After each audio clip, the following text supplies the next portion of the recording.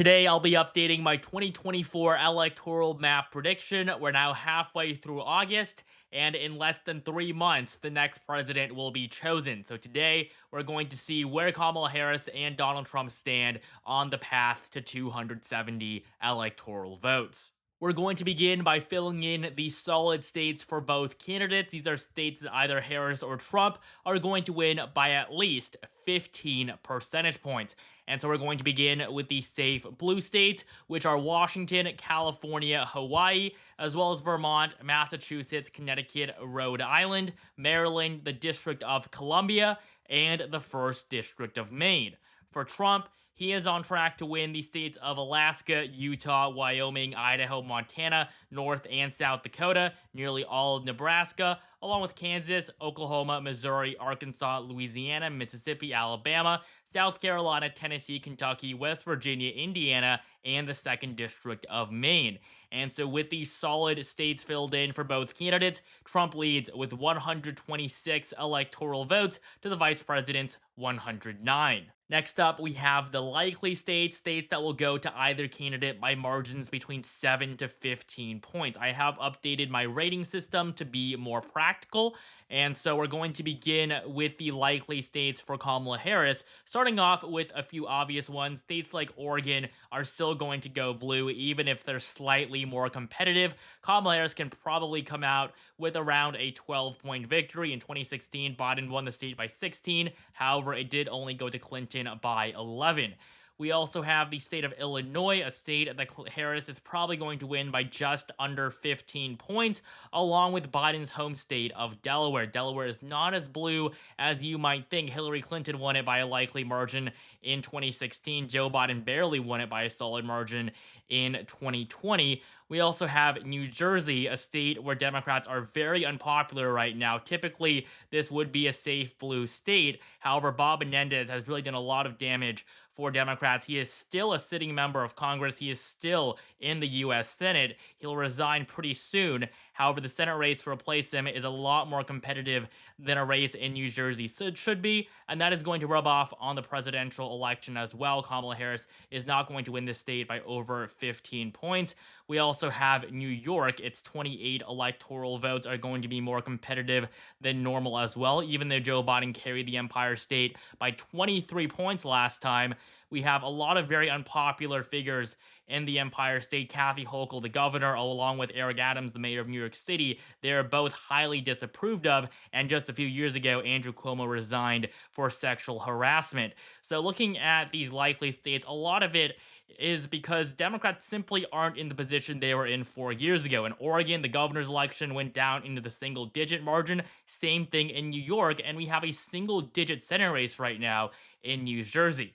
And the final likely blue state on this map is Colorado, a state that Joe Biden carried by 13.5 percentage points last time. Kamala Harris is probably going to win by just over 7, and that will be enough for it to fall into the likely Democratic category. Before we continue, only 11% of you guys are actually subscribed, so please subscribe right now for more content like this leading up to the election in November. And follow me on Twitter for daily political updates. Link in the description below. We're now going to get into the likely states for Donald Trump, beginning with the two most obvious ones, which are, of course, Iowa and Ohio. Two states that the former president carried in both 2016 and 2020, all by likely margins. Donald Trump really did do very well in both of these states in the last two elections. In 2012, they both went to Obama by pretty safe margins. Obviously, it's not a 15-point margin, but he definitely won them by a pretty large margin against Mitt Romney. In 2016, though, these states shifted nearly 15 points to the right to vote for Donald Trump. They used to be among the most competitive. They used to vote in the middle. They were swing states, but that is no longer the case. They are now red states. And in the future, they will go to Republicans by over 15 points. We saw their governors both get reelected by solid margins in 2022, but this November on the presidential level, things are likely to be a little bit more competitive. We also have two other major prizes for the GOP. First off, Texas. This really is a state that they cannot lose. There's been a lot of talk recently in recent years about Democrats somehow being able to flip the Lone Star State somewhere in the near future. That isn't going to happen for a very long time. Texas is still a red state. And no matter how much Democrats try, they tried very hard in 2020. Joe Biden campaigned there quite a bit, put in hundreds of millions of dollars into campaign advertising, and he still lost by 5.6 percentage points. But this time, Trump is going to win by at least 9 points. It's probably going to be a double-digit margin in Texas, and that will make it likely red. And finally, in Florida, this is another big surprise. This used to be one of the most competitive states in the country. I mean, if you've been following elections for basically any amount of time that's more than 4 years, you know Florida used to be one of the most competitive states. There really wasn't any swing state that was more important than Florida because it really did swing both ways, and it really is worth a lot electorally. It now has 30 electoral votes after the census in 2020. Republicans have gained a huge advantage in the state since then. The governor, Ron DeSantis, and one of its senators, Marco Rubio, both won their re-elections by safe margins in 2022, and Donald Trump is at least going to win by 7 points here for the 2024 election. And so with all of the solid and likely states filled in, Trump leads with 219 electoral votes to Harris's 191. We're now going to get into the lean states. These states will be decided by margins between 2 and 7 percentage points. They're going to be more competitive, but one candidate definitely still has a noticeable advantage.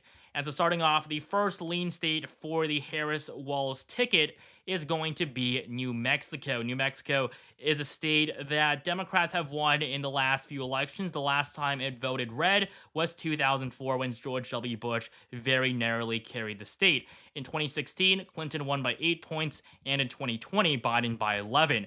The state is shifting to the right, though, once again, after it moved to the left quite a bit over the last 2 decades, as Hispanic voters are starting to move away from the Democratic Party, and New Mexico, with a Hispanic majority electorate, it is going to vote for Harris by a weaker margin than it voted for Biden 4 years ago. We also have the state of New Hampshire. Its 4 electoral votes are definitely going to be competitive. I mean, just look at 2016. It was the second closest state in the entire country. 0.37% was the margin that Clinton defeated Harris by. Now, Joe Biden was able to carry the Granite State by 7 points 4 years ago, and Kamala Harris is probably going to win by around 4 to 5. She's definitely the favorite. There's no doubt about that. But New Hampshire is not going to be likely blue.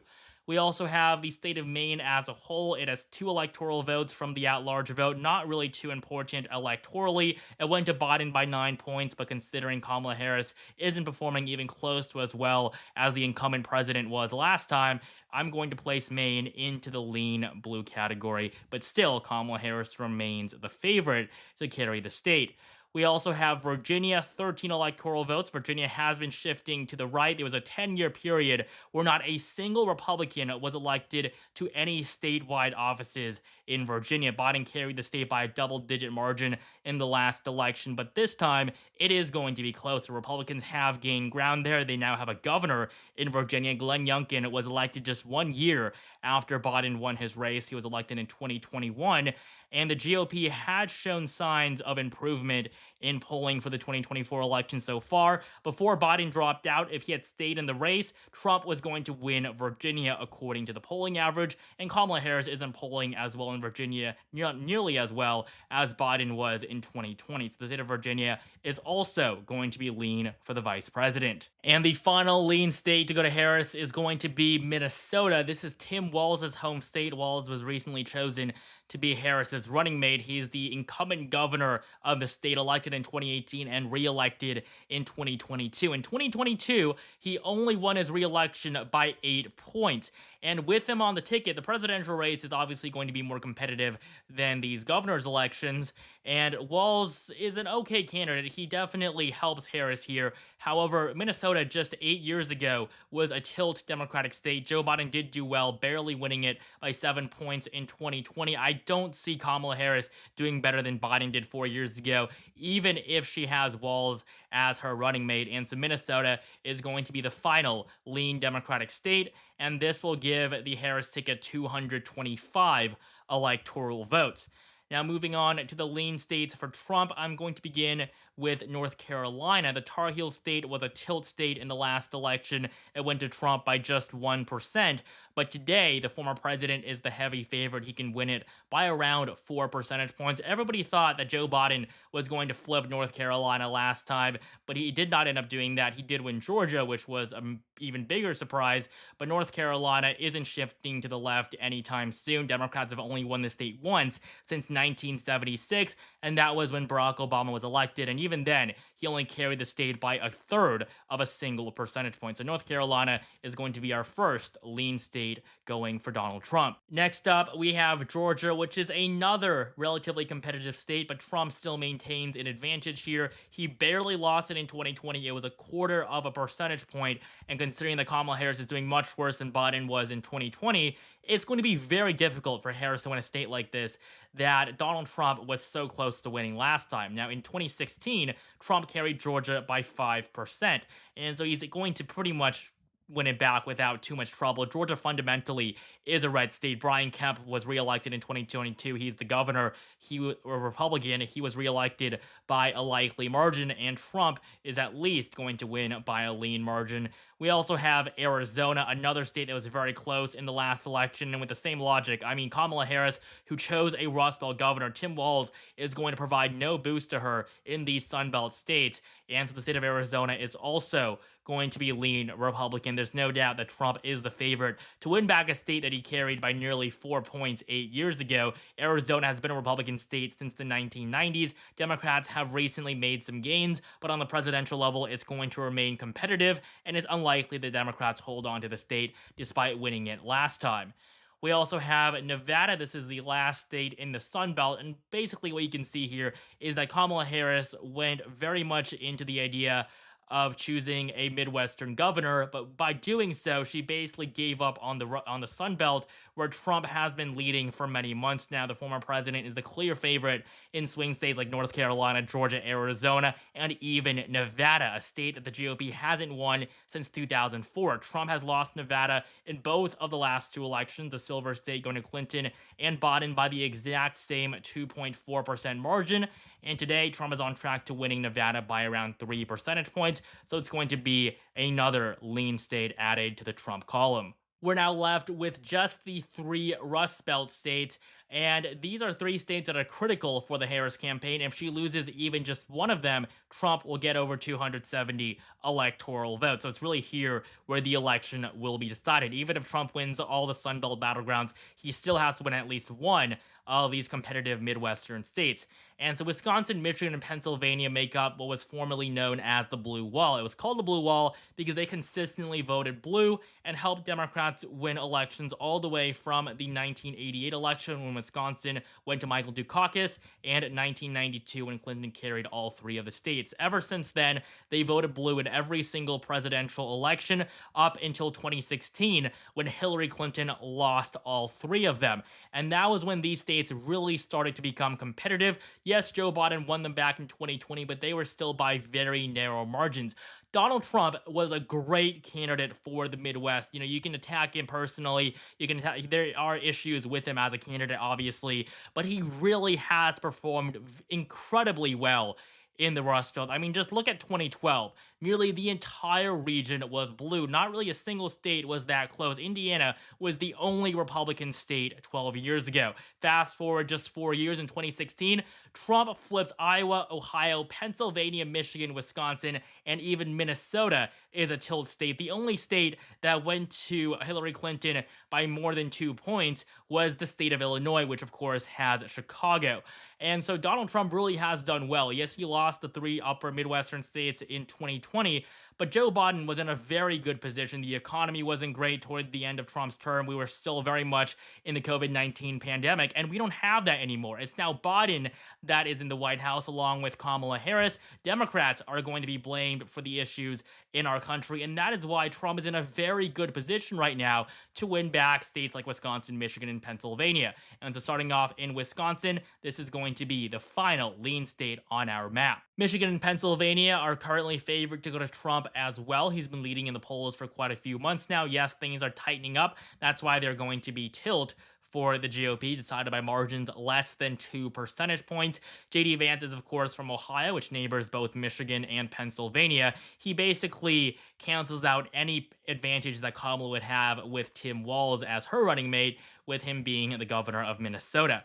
And the final thing for us to fill in is the 2nd District of Nebraska. It went to Trump in 2016, Biden in 2020. Redistricting has made the district more favorable for Republicans. So right now it's going to be tilt Republican, but it really is a pure toss-up.